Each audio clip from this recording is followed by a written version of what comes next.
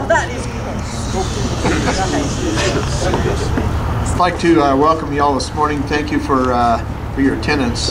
Last night on the floor of the House, we worked to our 3-hour maximum debating a Democratic plan to redistrict New Mexico.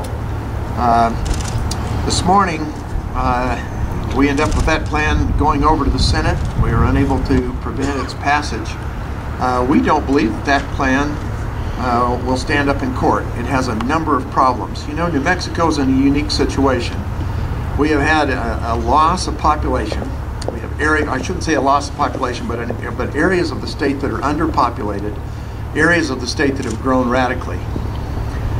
We took a look at that and realized that the solution to that is we have to crunch a district somewhere in the central north of New Mexico, one in the southeast of New Mexico, and one on the east side of Albuquerque. You crunch those 3 districts, you move them to the east side, and the rest of the state remains pretty much the same. You absorb your population in that process. What has happened in the plan that's downstairs is it has disenfranchised the voters because it is underpopulated districts that are districts that are not growing. It is overpopulated districts that are growing.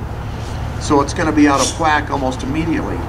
Furthermore, by not crunching a district in north central New Mexico, it has taken all of those and moved them and flexed them all the way down, so that districts like Dennis Roche, 67 on the east side of the state that went from the Colorado border to Clovis, now go from Clovis down to Hobbs.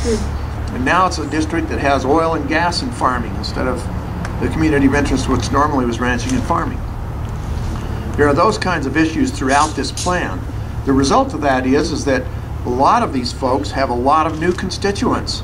It's changed from that point of view. We have a plan that does a much better job. It does what it's supposed to. It crunches a district in north central. It balances the state. It doesn't disenfranchise any voters. But we just can't seem to get to that point. Anyway, that's basically the difference that we have with this plan. We don't think it will hold up in court. Manipulating populations does not work. Shifting populations around the state does not work either. The plans that we have also produces 28 majority Hispanic districts with almost 29, with another one at 45%. Our plan also includes 6 Native American districts as is required, and all of those are well above the 64% Native American or adult Native American population that are in them. We think that there's room for compromise. We're disappointed that we passed a plan and sent it over to the Senate. We have tried to get together and work out a compromise, but unfortunately it's only been on our side of the aisle. Every plan that we've done on the compromises, we have provided them a couple of hours before we've introduced them, so they've had an opportunity to take a look at them. We have not been granted the same opportunity. We find out about them when they show up in committee as a substitute. Anyway, we're going to look forward to the next couple of days here and see if we can't work hard to see if we can't find a consensus plan. We are confident that the plan that has gone over to the Senate and will eventually go to the governor will probably not go beyond that, because it simply will not hold up in court, and it's not a plan that really serves the voters in New Mexico.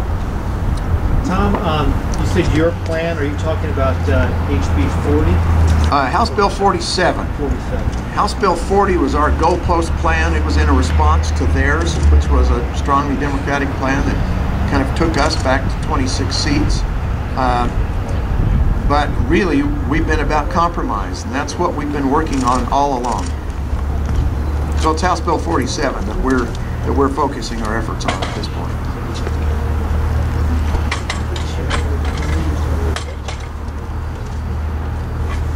That plan would create 3 new districts on the west side of Albuquerque and Rio Rancho, is that?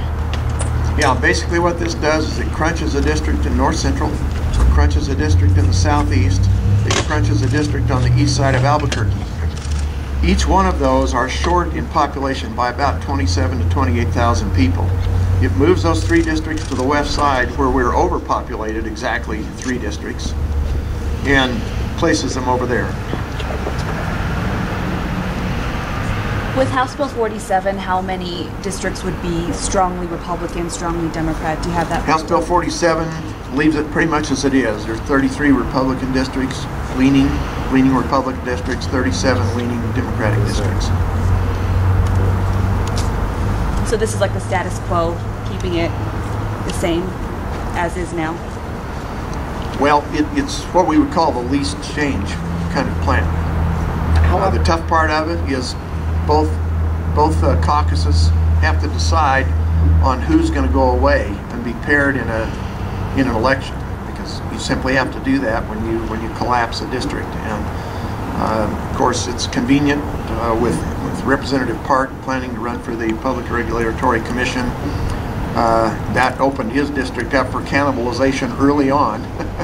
But the other two districts require that our caucus put a star on somebody's head, and the same in the Democratic caucus, and they've been unwilling to do that, and so as a result they've had to gerrymander the state to try and preserve their sitting representatives. So House Bill 47, do you know which districts would be crunched specifically? In House Bill 47 it crunches Representative Salazar and Representative Rodella. On the Republican side, it crunches Representative Kintai and Representative Woolley. How optimistic that you guys are going to be able to push anything forward now that this vote has already gone over to the Senate? I mean, it's kind of late in the game. Do you expect to be able to push any of this? Well, the governor, I don't believe the governor is going to sign the bill, so it leaves us back in an impasse. The options at this point are to do nothing and go home and let the courts make the decision, or to get together and work on a compromise plan. How close are you to actually, being at that impasse where everybody kind of goes home and lets it go to court? Well, somewhere between here and the mountains across the valley. So you've got Kintai and Woolley, and you've got a Park seat the same way they do. The only difference you're talking about is the Salazar-Rodella seat. So why is theirs so dramatically unfair if those are the three big changes? Well, we also have Representative Hamilton, who is not running again, and so there's some things that have happened in the southwest side of the state as a result of that. Has she announced that? And of course, this plan is only a proposal. We don't have to necessarily deal with the individuals that we've mentioned. There are other options, but the reason that those individuals are picked in this plan is that Nick Salazar is at the very center of the retraction of population in the north central area. Representative Kintai is in the center in the southeast part of the state, and it's those two districts that if you collapse them, it makes the easiest solution in developing the balance of the map. Obviously, it's a partisan process, this whole thing of redistricting. If Republicans were to control the House, do you think would things be done differently, or wouldn't you be also able to push your plan through? Well, probably so. I'm not old enough to have ever experienced that in New Mexico, and so it's really hard to tell. I'm pretty easy to get along with, actually, and even though I'm a Republican and I have a very conservative philosophy, I'm always in the mood to compromise. I think it's important to realize we've been in the minority for a long, long time. And you can't ever call us partisan, because we can't accomplish a single thing without being bipartisan. We have to have votes on the other side of the aisle to make it work. So, compromise is part of our culture. It's not part of the majority culture.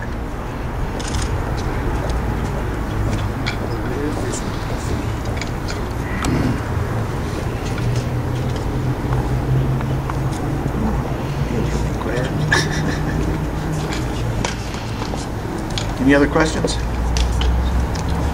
Thank you all so much. Thank you.